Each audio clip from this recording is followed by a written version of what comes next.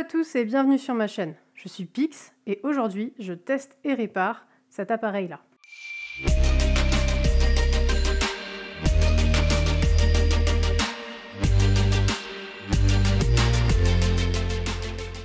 Alors aujourd'hui on va parler un petit peu d'appareils photo réflexe 24-36 argentique des années 70 en provenance d'Allemagne de l'Est. Ils sont super à la mode de nos jours et on les trouve pas mal chez Emmaüs ou Opus, dans les brocantes, etc.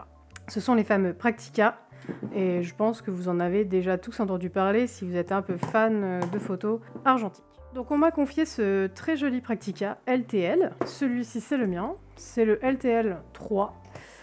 Qui est un petit peu plus récent, mais bon, globalement, vous voyez qu'ils ont à peu près la même tête. Mon étudiante qui l'utilise semble avoir des soucis avec ses pellicules. Elle me dit que les photos se superposent et que le film semble ne pas bien avancer quand elle arme. Ce qu'on va faire, c'est que on va faire d'abord un tour de l'appareil pour vérifier les trucs qui sont importants. Comme ça, je vais pouvoir vous montrer un petit peu les détails de l'appareil et de l'optique. D'abord, on va s'intéresser à l'objectif pour vérifier que le diaphragme fonctionne correctement. Donc, je vais laisser l'appareil un petit peu pour le moment et vous montrer l'optique. Les Praktica ont des montures de type M42. Donc ce sont des montures à vis, comme vous pouvez le voir ici. Ce type de monture a été créé par Carl Zeiss, donc je pense que ça vous dit quelque chose puisque c'est un super célèbre fabricant d'optique photo et de verrerie pour l'optique, les microscopes, les lunettes, etc. Petites astuces de pro au cas où vous vouliez acheter ce type d'optique, il faudra toujours vérifier que votre diaphragme fonctionne. Donc comment on fait pour vérifier? Vous voyez que là, je tourne ma bague de diaph et il se passe rien. Donc sur certains, vous verrez directement le diaph se tourner. Et sur d'autres, il faudra tout simplement appuyer sur la petite baïonnette que vous avez ici, qui fait comme s'il était monté sur l'appareil. Et à partir du moment où vous avez pressé ça, vous pouvez tourner la bague.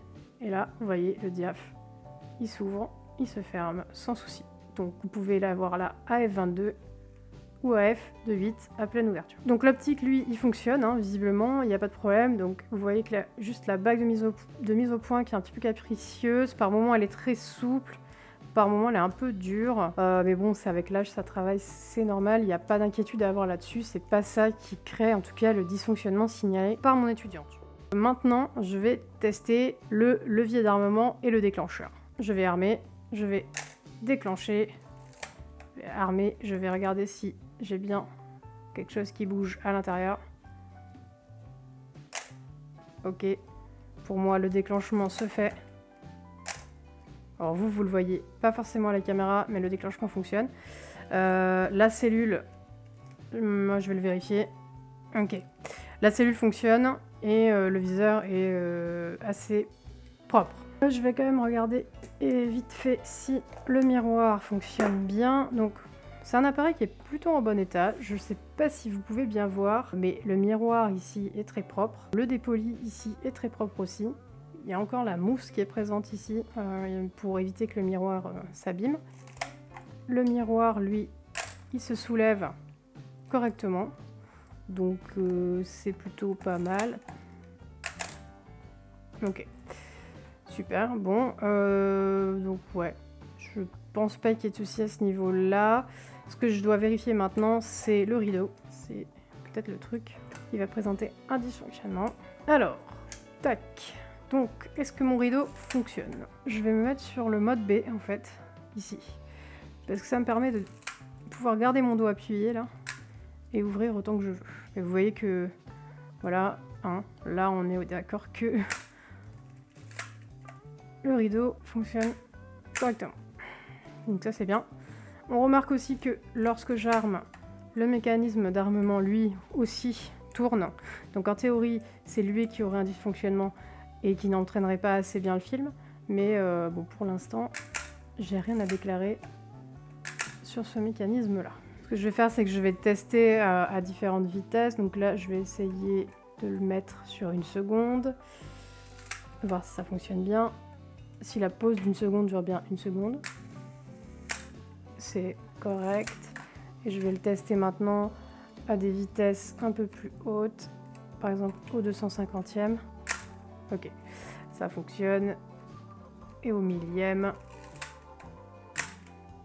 ça semble fonctionner.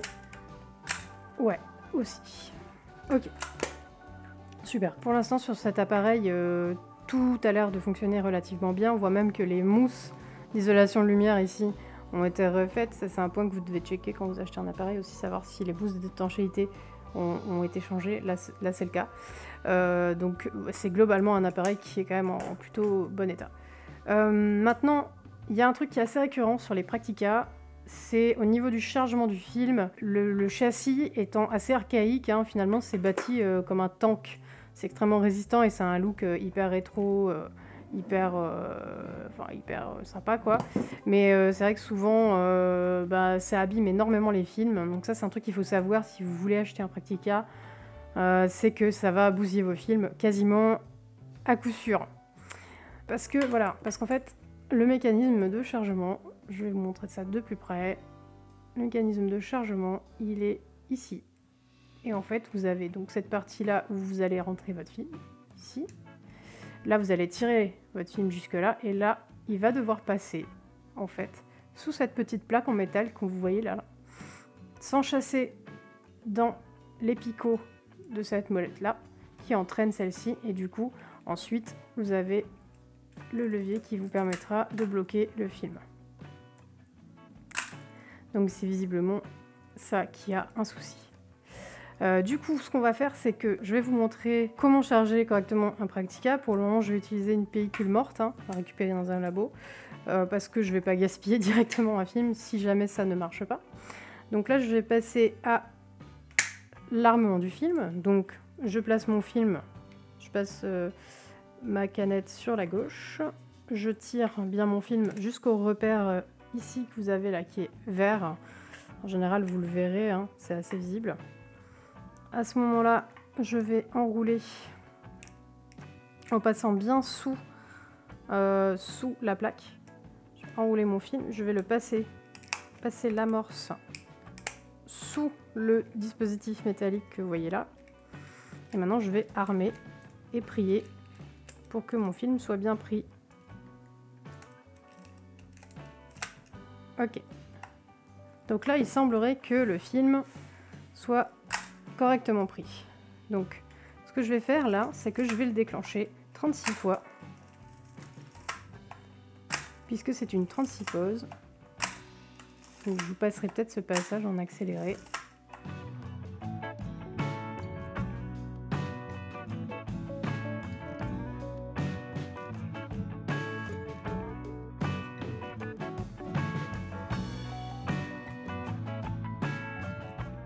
On constate bien pour l'instant que le film a un enroulement qui est relativement correct.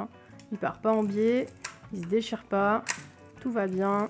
Alors après, il faut savoir aussi que avec le dos fermé, ça peut appliquer une pression qui parfois peut être un peu forte en fonction de l'élasticité de cette pièce-là sur des vieux trucs. Hop.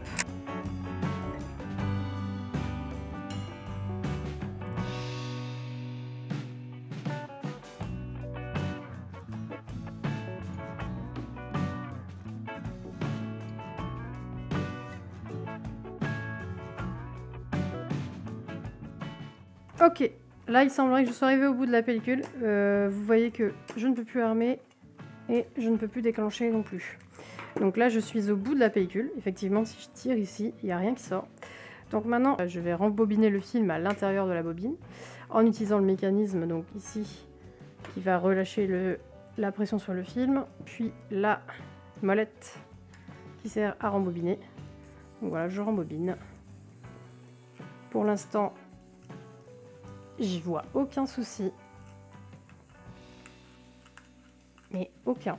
Ça n'accroche même pas. En fait, c'est à peine si la petite plaquette métallique touche le film. Donc, pour le coup, vraiment quelque chose qui est plutôt fonctionnel, plutôt propre. Hop, je suis arrivée presque au bout.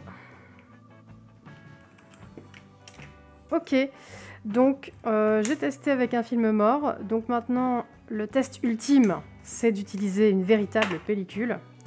Pour ça, je vais sacrifier une de mes 400 T Max parce que ce sont des pellicules que j'aime bien. Je les connais bien surtout. Et elles sont assez simples à développer, sachant que comme ça, j'irai juste au labo et en un quart d'heure, je saurai si oui ou non l'appareil fonctionne bien.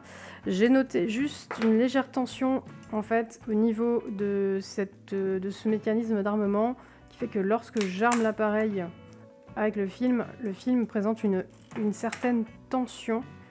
Et il faut bien aller au bout en fait de l'armement, sinon ça peut éventuellement ne pas fonctionner. C'est-à-dire que si je vais pas en bout, là ça déclenche, mais le rideau s'ouvre pas. Donc il faut vraiment aller au bout. Voilà. C'est peut-être ceci qui pose un souci. Voilà. Donc je vais placer mon film à l'intérieur. Hein. Je vais fermer mon dos. Ok.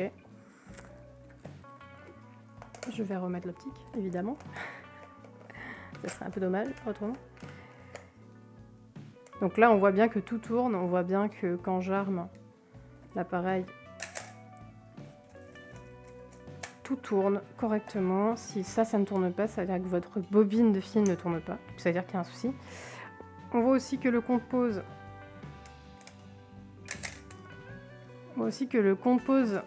ici fonctionne bien, puisqu'on voit marqué 1. Donc là, hop, je vais déclencher. Et là maintenant, au prochain armement, je serai prête à aller faire des photos avec. Et c'est donc ce que je vais faire. Je vais tester l'appareil photo dehors ou à l'intérieur, enfin peu importe. Je vais faire une pellicule donc noir et blanc que je vais développer moi-même à mon labo. Et je reviendrai à la fin de cette vidéo avec le résultat. Bon bah voilà, j'ai fini ma péloche de test, on est quelques jours plus tard. Je vais donc l'amener dans mon labo pour tester tout ça. On se retrouve d'ici quelques minutes pour vous et quelques heures pour moi pour en savoir plus sur ce Praktica. Les amis, on se retrouve sur Lightroom pour visionner les photos de la pellicule de test après le développement et le scan. On constate que nous avons une pellicule complète avec différentes vitesses qui ont été utilisées. J'ai même fait des tests ici de vitesse très rapide pour vérifier que le rideau s'ouvrait bien. Donc on a fait des photos ici au millième, puis des photos en vitesse plutôt lente. J'ai privilégié de faire les photos en intérieur pour avoir plus de latitude en termes d'exposition et tester vraiment toutes les vitesses de l'appareil. Il y a des photos qui sont prises à l'intérieur de mon appartement. Elles n'ont pas grand intérêt ici, mais on peut se rendre compte tout de même que nous sommes sur des photos qui sont relativement bien exposées. Je vous en montre quelques-unes à l'écran.